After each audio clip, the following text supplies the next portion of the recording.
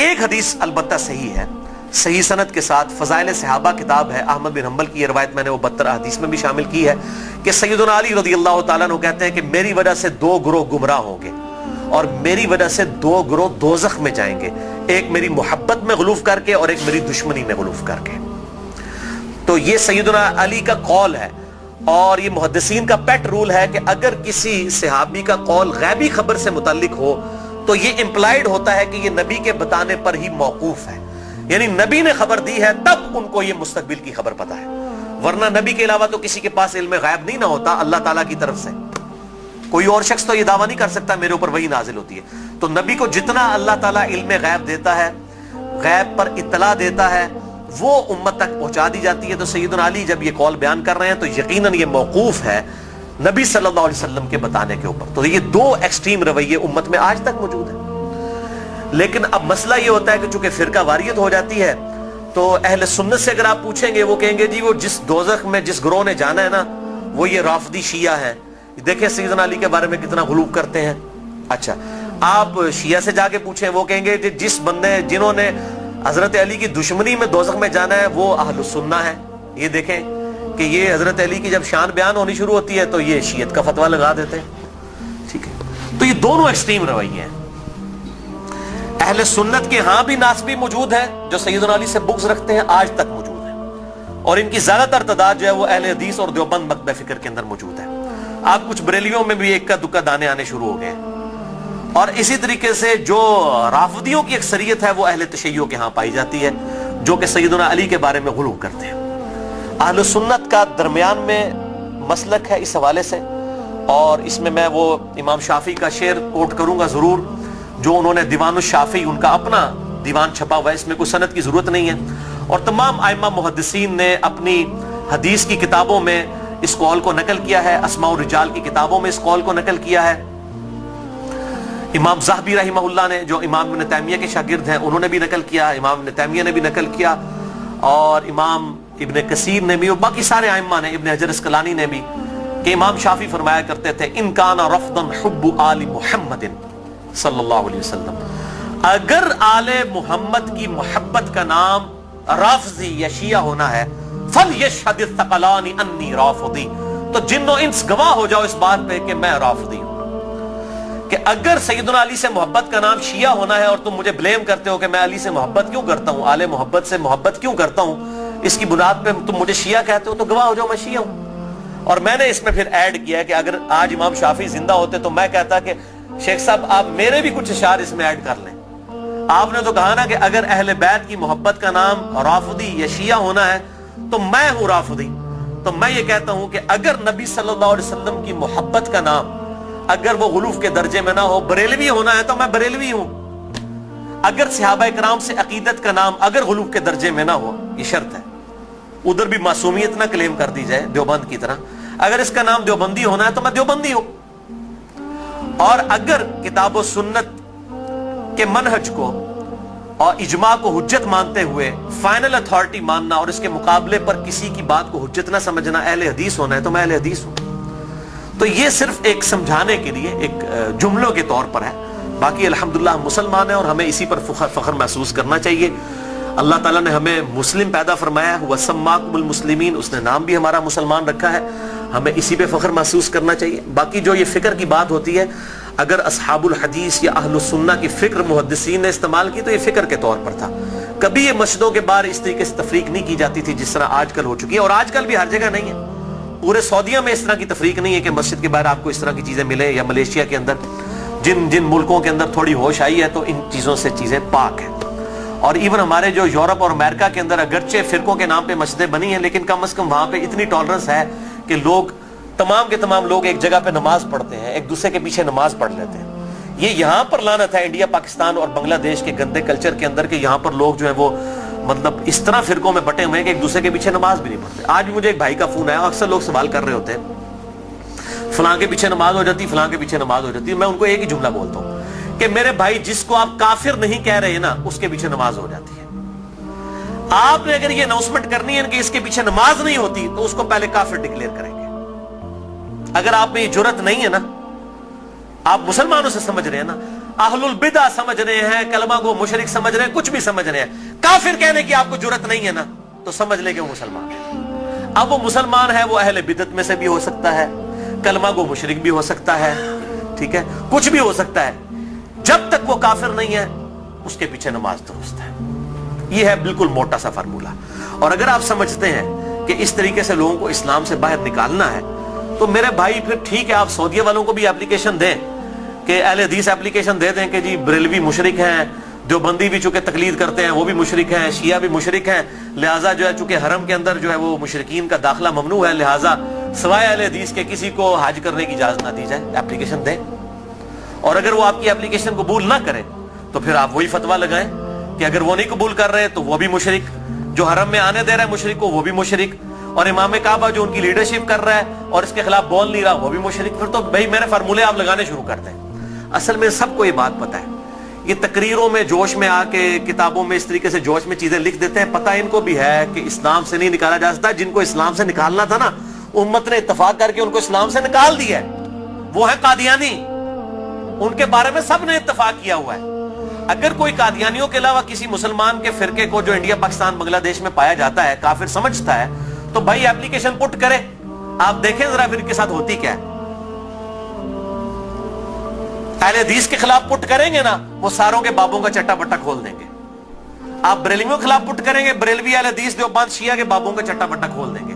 शिया के खिलाफ पुट करेंगे ना, वो इनके सारे बाबों को नंगा कर देंगे। देवबंदियों के खिलाफ बात करेंगे, वो इनके बाबों को नंगा कर देंगे। क्यों? कि सबके पास थोक के हिसाब से एक दूसरे के खिलाफ गुमराहकुन नजरियात जो है ना किताबों के अंदर मौजूद है। ठीक है, ये इतना सीधा मामला नहीं है इसको जिस तरीके से समझा जाता है। तो ये मेरे भाइयों बहुत क्रिटिकल इशू है। जिसको आप काफिर नहीं कह रहे उसके पीछे आपकी नमाज बिल्कुल दुरुस्त है। या जुर्रत करें काफिर कहने की, फिर अगली बात करें। अगर आप ये जुर्रत नहीं कर रहे तो यकीनन आप मुसलमान समझ रहे हैं, एक दूसरे के पीछे नमाजें भी पढ़ते हैं, पढ़ें, एक दूसरे के साथ निकाह भी करें, एक दूसरे के साथ मामलात भी करें, इल्मी तरीके से एक दूसरे के साथ मामलात को आगे लेके चलें। बाकी तो हालत ये हो चुकी है मेरे भाई के यहां तो एक फिरके के जो लोग हैं उनमें कितनी पार्टी बाजी है। एक घर के अंदर एक फिरके के लोग हैं, उनमें पार्टियां मौजूद हैं। कोई एक जमात के साथ है, कोई दूसरी जमात के साथ है। वो कहता जी कुर्बानी दी खाल मैं उन्होंने देनी है, वो कहता मैं उन्होंने देनी है। और मौलवी दा वास चले तो तुहाड़ी भी खाल के ला के ला जाए ईद वाले दाड़े। बिल्कुल कई लोग ऐसे मिले हैं, वो कहते हैं जी हम 2 बकरे इसलिए देते हैं कि जी वो हमने एक जो है वो इस पार्टी को देना है, दूसरी पार्टी को देना है, वरना वो नाराज हो जाएगी। और दोनों का मसले एक ही है। और इसके अलावा सियासी बुनियाद भी जो डिवीजन हुई है वो अलग से है। तो डिवीजन तो बहुत ज्यादा है। और फिर कहते हैं जी वो हम आपस में एक दूसरे को गुमराह तो नहीं समझते, गुमराह नहीं समझते। तो मेरे भाई एक दूसरे का इस लेवल तक आप रद्द करते हैं कि मस्जिदें छीन लेते हैं एक दूसरे से। अगर गुमराह समझ रहे तो तभी मस्जिद छीनते हैं ना। मस्जिद क्यों छीनी जाती है कि मेरे वाले करें? तो या सीधा सीधा पब्लिक को बताएं कि ये मस्जिद जो है ये हमारे चंदे बटोरने के अड्डे हैं। तो चूंकि इधर से हमने चंदे बटोरने होते हैं, आपकी चमड़ियां उतारनी होती हैं, इसलिए हम मस्जिदें आपसे छीन रहे होते हैं। तो बताएं पब्लिक को, यही बात हो सकती है ना। तो या फिर अगर ये नहीं कह रहे तो आप फिर ज़ाहिर है दूसरों को गुमराह समझ रहे हैं। गन पॉइंट के ऊपर एक दूसरे की मस्जिदें छीनते हैं, लड़ाइयां करते हैं और फिर कहते हैं जी हम एक ही हैं। कोई एक नहीं होते मेरे भाई। देवबंद का ममाती गिरोह, हयाती गिरोह, इतने एक्सट्रीम इख्तिलाफात हैं आप सोच भी नहीं सकते। बरेलवियों के अंदर आप आ जाएं, दावत इस्लामी को देख लें और डॉक्टर तैयब कादरी साहब और सैफियों की पार्टी जमीन के आसमान की इख्तिलाफात है। अहले हदीस के अंदर आप आ जाएं, वहां पे जमात दावा को देख लें, जमीयत अहले हदीस को देख लें, जमीन आसमान की इख्तिलाफात है। मैं तो मतलब जिन्होंने कहते ना कि पंजाबी मुहावरा दाइयां को नहीं टेढ़ छुपे होते हैं। मैं तो सारे नाल रहा, मुझे तो पता है इनकी सबकी क्या सूरत हाल है। चंदों की बुनियाद के ऊपर लड़ाइयां होती हैं और बाज़ औक़ात जो है वो असला तक निकाल लिया जाता है, मस्जिदों के ऊपर कब्जा कर लिया जाता है, मस्जिदें बंद हो जाती हैं। हमारे खुद इस्लामाबाद में एक अहले हदीस की मस्जिद 1 साल तक बंद रही है, सिर्फ 2 पार्टियों के झगड़े की वजह से। और फिर अल्टीमेटली जो है वो बड़ी मुश्किल के साथ इशू जो है वो रिजॉल्व हुआ। और इस हद तक हो गई कि इमाम मस्जिद को धमकी लगाई जाती थी, अगर तूने उधर जाके इमामत कराई ना तो तेरी लता बांध देंगे, इस लेवल तक। और उस मस्जिद के दाएं तरफ एक पार्टी ने खैमा लगाया, बाईं तरफ एक पार्टी ने खैमा लगाया, दोनों जो है वो नमाजें पढ़ा रहे हैं और दोनों ने अब स्पीकर लगाए हुए हैं और एक दूसरे की तरफ रुख किए हुए हैं, नमाजी अंदर 4-5 ने। ये हालत है मौलवियों की। तो मैं ये समझता हूं कि इस्लाम के खिलाफ सबसे बड़ी साजिश जो है ना ये उलमा है। और ये बात मेरी बुरी ना मानिएगा, सूरह अल-अराफ के अंदर अल्लाह ताला ने आयत नंबर 175 آنورڈ اگر آپ پڑھنا شروع کریں گے تو اللہ تبارک و تعالی نے علماء سو کی مثال جو ہے کتے کی سی دی ہے. اللہ تعالیٰ فرماتا ہے یہ جو علماء، بلعام بن باورا ایک بہت بڑا عالم تھا یہودی، اس کی مثال اللہ تعالیٰ نے دی ہے کہ اس کی مثال کتے کی سی ہے کہ اس کو کوئی چیز ملتی ہے تب بھی یہ زبان ہانپتا رہتا ہے، نہ ملے تب بھی ہانپتا رہتا ہے، کہ وہ لالچی ہے نا. یعنی کتے کا کام یہ ہے کہ وہ لالچ میں زبان باہر نکال کے رکھے، چاہے پیٹ بھرا ہوا ہو یا نہ ہو. علماء کی مثال اللہ تعالیٰ نے کتے کی دی ہے قرآن حکیم کے اندر. آپ اندازہ کریں کتنی سخت مثال ہے. ہم بھی یہ بات کرتے ہیں، پنجابی ایک محاورہ ہے کتی چورانا رلی ہے، سنے ہیں نا. یعنی چور سے بچانے کے لیے، گھر کی حفاظت کے لیے کتا رکھا جاتا ہے. جب کتا ہی چوروں کو بتانا شروع کر دے کہ فلاں قیمتی مال فلاں جگہ پہ اس کو لوٹ لو، تو اس کو پنجابی میں کہا جاتا ہے کتی چورانا رل گئی ہے. یعنی کتا جو ہے وہ الٹا چوروں کے ساتھ مل گیا ہے. ہمارے علماء کی بھی مثال یہی ہے. وہ علماء جو اپنی پبلک کو یہ کہہ رہے ہیں قرآن و سنت ڈائریکٹ نہ پڑھنا گمراہ ہو جاؤ گے، تو یہ اس سے بڑی کیا دشمنی ہے؟ ہم غیر مسلم کو کیسے قرآن پیش کریں گے اگر ہم اپنے مسلمان بھائی کو یہ کہہ رہے ہیں قرآن ڈائریکٹ نہ پڑھنا گمراہ ہو جاؤ گے؟ کیوں کہہ رہے ہوتے ہیں؟ کیونکہ ان کو پتہ ہے قرآن میں وہ کچھ لکھا ہے جو ہمارے عقیدوں، ہمارے بابوں کے عقیدوں کے خلاف ہے. اگر یہ بات کریں گے تو گمراہ ہی ہوگا نا. تو یہ جو پٹی پڑھا رہے ہیں، مجھے پتہ ہے اس سے بڑے اسلام کے دشمن کون ہیں. اب آپ ان کی پگڑیوں سے، داڑیوں سے، تسبیحوں سے، ان کی شکلوں سے دھوکہ نہ کھائیں. اسلام کے بہت بڑے دشمن ہیں یہ لوگ.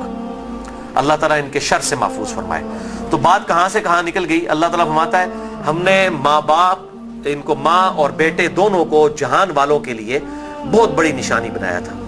ان ھذہ امتکم امۃ واحدہ، اے نبیوں کے ماننے والوں یہ سب کی سب امتیں، تمام نبیوں کے پیروکار اور انبیاء کی تعلیمات ایک ہی تھی. وَأَنَا رَبُّكُمْ فَاعْبُدُونَ، اور میں تمہارا رب ہوں پس میری ہی عبادت کرو. یعنی عیسیٰ، موسیٰ، ابراہیم، نوح علیہم السلام اور محمد رسول اللہ صلی اللہ علیہ وسلم یہ ایک ہی درخت کی شاخیں ہیں، ایک ہی درخت کے پھل ہیں. یہ کوئی ڈیفرنٹ تعلیمات نہیں ہے، بنیادی عقائد سیم ہے. ہاں وقت کے ساتھ ساتھ اللہ تعالیٰ نے شریعت کے اندر کچھ تبدیلی کی، لیکن بنیادی عقیدہ توحید سب کا سب ایک، اور وہی اللہ تعالیٰ نے بات کر دی. وَأَنَا رَبُّكُمْ، اور میں ہوں تمہارا رب، فَاعْبُدُونَ، پس میری عبادت کرو. وَتَقَطَّعُوا أَمْرَهُمْ بَيْنَهُمْ، مگر لوگوں نے پارا پارا کر دیا آپس میں دین کو. کُلٌّ إِلَيْنَا رَاجِعُونَ، سب کے سب کو لوٹ کر ہمارے پاس آنا ہے. اللہ تعالیٰ فرماتا ہے ہم نے ایک دین دیا تھا لیکن لوگوں نے فرقے بنا لیے. ایک تو یہ انبیاء کے نام پر یہ تقسیمیں ہوئیں، اور بعد میں پھر نبیوں کے ماننے والوں میں بھی بزرگوں کے نام پہ تقسیمیں ہو گئی. یعنی آج عیسائی، یہودی اور مسلمز نبیوں کے نام کے اوپر اپنے آپ کو ڈیوائیڈ کیا ہوا ہے نا، حالانکہ تعلیمات ایک ہیں. اور ہم کیوں اپنے آپ کو بہتر سمجھتے ہیں؟ ہم کسی نبی کا ڈینائی نہیں کرتے.